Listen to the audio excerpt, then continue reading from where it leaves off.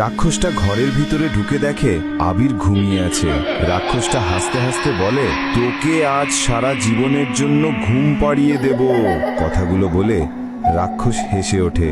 রাক্ষসের হাসিতে আবির জোরে করে জেগে যায়। চোখ খুলে রাক্ষসকে দেখে আবির ভয়ে কাঁপতে থাকে। আবির জিজ্ঞেস করে, তুমি কে? কেন এইসব করছো?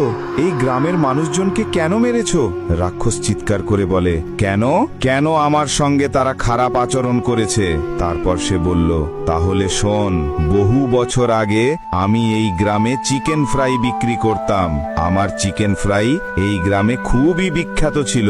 পাশের দোকানে রঘুও চিকেন বিক্রি করত। সে মরা চিকেন বিক্রি করত, তাই লোকজন তার দোকানে যেত না। একদিন সন্ধেবেলায় রঘু আমাকে ডেকে বলল, তোর সঙ্গে আমার একটু কথা আছে।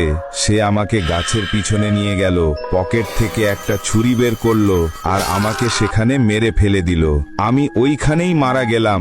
গ্রামের লোকেরা আমার মৃত্যুর খবর জানলেও কেউ কিছু বলল না।